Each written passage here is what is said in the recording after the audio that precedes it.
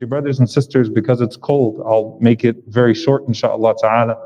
It should be very obvious that there is no religious significance to the new year switching from December 31st to January 1st. In fact, that's not just true for the Gregorian calendar.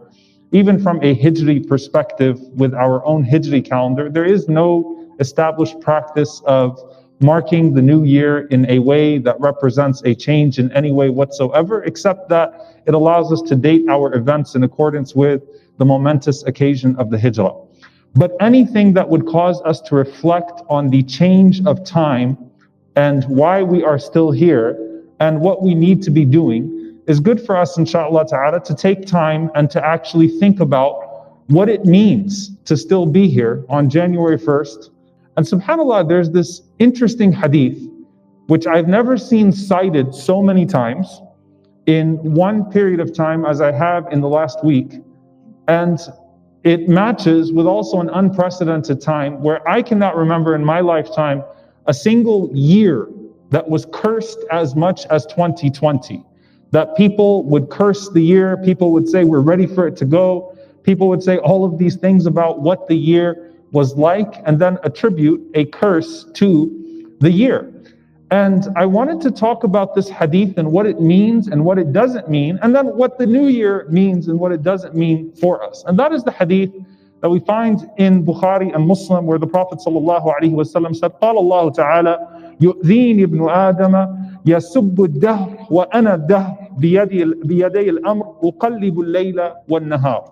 Allah subhanahu wa ta'ala says that the child of Adam insults me. Now, adha is a tough word here to translate because there's no dar and there's no naqs with Allah subhanahu wa ta'ala. لا يضره شيئا, nothing hurts him and nothing depletes him or takes away from him or causes anything of him or what he possesses to become deficient.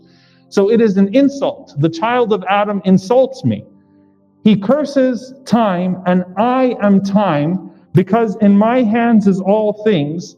I switch, I alternate the day and the night.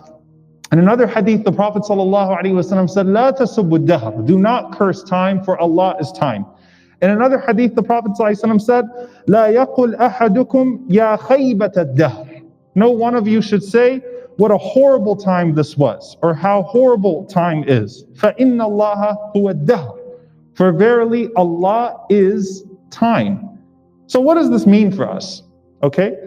Now, there is a context, just like with everything else, in Jahiliyyah, in the days of ignorance, where they attributed power to all sorts of things. Everything but Allah subhanahu wa ta'ala. Attributed power to the stars, attributed power to the idols, attributed power to the time, attributed power to animals, attributed power to all sorts of things. They would curse time in the days of ignorance. And it's just really interesting to see how prominent it became, how popular it became to curse time in 2020, right? But they would say, Ya khaybat al-dahr, tabban lid-dahr. They would say, may time perish. How horrible is time? How miserable is time? And there were certain implications to that. So I wanted to talk about what it means and what it doesn't mean. Now, obviously, Allah subhanahu wa ta'ala in this hadith Qudsi, Allah describes what He means when He says, I am time. It's not one of the names of Allah to call upon Him as time. It is immediately explained that what that means is that Allah is the one who controls time. Allah is the one who switches the night and the day. Allah is the one who switches the weeks and the months and the years. It is Allah Himself who does that. So what is permissible, what is prohibited, and what is in the realm of shirk, in the realm of actually attributing a deity besides Allah subhanahu wa ta'ala, attributing a deity to Allah subhanahu wa ta'ala in regards to this hadith. From a permissible standpoint, I just want to go through the very technical first. It is okay and it is natural to describe a time period as being a difficult time period. So it's okay to say that this was a difficult year. It was a difficult year. It was a hard year for us. That is wasf, not sab. That's a description, wasf, and not sab, not cursing the year. To say it was a difficult year is truth. I think that all of us, may Allah subhanahu wa ta'ala make it easy, and we don't know what still awaits us in the time to come. We don't know how long of it that we will be here to witness of 2021. Maybe 2021 will make us be like, we missed 2020. You never know. We don't know what's left. We don't know what's to come. And we don't know how much of it will be around for. But to say it was a hard year is permissible as wasf, as a description. We find it in the story of Yusuf alayhi salam, sab'a shidad, 7 difficult years. We find it in Lut alayhi salam saying, yawmun asib, it's a dark day. To describe the day, to describe the week, to describe the month, to describe the year as being difficult is fine. It's natural. It's how we interact with things and how we experience things. That is okay. The haram part, where it becomes prohibited, which is the second degree of this, is when you curse it and you know Allah is in charge. So you're not saying that time determines or decrees, but as you insult and curse time, you are in reality insulting the one who created time. And so it's, one of the examples that some of the scholars give is that if you go to someone's house and you eat their food and you insult the food, who are you really insulting? You're insulting the one who prepared the food, you're insulting the one who made the food. And that's bad adab with Allah subhanahu wa ta'ala. That we are a people that try to elevate our standards and adab in our mannerisms with Allah first. How we talk about God should be different. How we talk to God should be different. So we have a certain adab with Allah subhanahu wa ta'ala, and that is something that transcends all the different spheres, right? That's something that's highlighted and prominent in Islamic tradition, that we have an adab with Allah subhanahu wa ta'ala that we hold sacred. And so, al-khayru kulluhu biyadayk wa-sharru laysa ilayk. All good is in your hands and evil is not to be attributed to you, O Allah.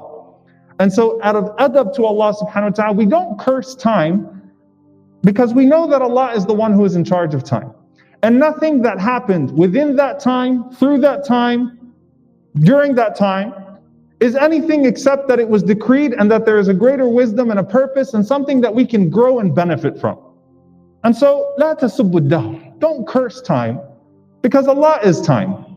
Allah is the one who controls al-layl wal-nahar, who alternates night and day. And of course, shirk, which is the highest level, and this is what was prominent in Jahiliyyah, was to actually attribute the dahr, to make time itself the fa'al, to make time itself the doer, to suggest that time was not just a time in which evil was prominent, but that time itself was the cause of evil, or time was the doer of evil. And that's something that I doubt that many of us do or indicate. May Allah protect us from it all, but that's the worst of it all. So to go back and to say, yes, it was rough. 2020 was rough, and we don't know what 2021 holds. But then to reflect on ourselves, both at an individual level and at a societal level, is something we should do, inshaAllah ta'ala. The Prophet sallallahu alaihi wasallam said, لا يتمنين أحدكم الموت. Let not one of you wish for death. إما محسنا. It might be that that person is a good doer. فلعله أن يزداد خيرا. And if you're a muhsin, if you're a good doer, then you have more time to do good. وإما مسيئا فلعله أن يستعتب. And it might be that that person is doing something wrong, that that person is committing wrong deeds, and so this is a time for them to turn away from those wrong ways. Every day you're here is a moment of reflection. Every week you're here is a moment of reflection. There are so many people that would have been sitting in this masjid last year at the same time that are not here right now. That's something for us to reflect. Why am I still here? How do I make the most of it? Allah is giving me a chance. Either I'm doing good and I can increase in good, or I'm falling short and I can turn away from those things that are causing me to fall short. But alhamdulillah, I'm here. And so long as I'm here, I'm able to help myself in regards to my afterlife, and I'm able to help others in regards to their worldly lives and their afterlives. Every day is a new opportunity for me to better my afterlife, better my akhirah, and an opportunity to help others in regards to their dunya and akhirah through khidmah and da'wah, to help others in regards to their worldly lives and in regards to their afterlife. So I'm still here. And that's something that we say alhamdulillah every moment that we wake up for. Every morning, alhamdulillah alladhi ahyana All praises be to the one who gave us life after death. And to him is the ultimate return anyway.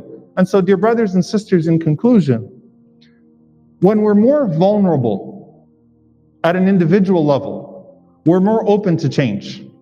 That's why for so many of us, our turn back to Allah subhanahu wa ta'ala came at our most difficult moments, where we felt broken and hopeless, and the dunya turned its back on us with all of its promises. Everything that we expected to be stable of this dunya turned its back on us. وَقَالَ الْإِنسَانُ مَا لَهَا, right? And the ultimate occurrence of the hereafter, the earth starts shaking and you say, what's going on? This was supposed to be stable. So everything we used to count on, things that we considered stable, things we considered untouchable, have betrayed us. And that causes us as individuals to think, well, where do I find stability? Where do I find meaning? Where do I find purpose? As an individual, now that I've become more aware of my mortality, what am I doing in regards to my life that is beyond this mortality of mine? What am I doing with that recognition and realization that things get out of control so quickly? So there's an individual change that comes through vulnerability, and there's a societal change too. When we're more human, when we're more vulnerable, when we're more humbled, we're open to change. We're open to reconstruction. And the status quo has been unacceptable in so many different ways. So many different ways, not just in regards to the pandemic and how we handle the disparity in regards to who has health care and who doesn't. Not in regards to who has access to food and who doesn't. Not in regards to how we have decided as world powers over the last several years who decides to live with bombs over their head and who decides to live in peace and tranquility. Not in regards to economic inequality, not in regards to police brutality. There were many George Floyds before George Floyd, but it wakes people up out of their complacency and gives them a chance to reflect. As a society, as a community, as an individual, how do we embrace the vulnerability to change? Because for so many people, 2019 was worse than you and I's 2020. 2019 in Yemen or Syria or Palestine or in different places was worse than our 2020. And so the status quo is unacceptable. For the people that froze to death in the streets of Dallas, do you remember last year that they were picking up frozen people to death at bus stops, homeless people that froze to death? Your 2020 was not worse than their 2019. It's a time for us to reflect. How do we get better? May Allah subhanahu wa ta'ala allow us to be better in our individual lives and in our community lives, and to do better for our own akhirah and for the people around us in regards to their dunya and their akhirah. Allahumma ameen.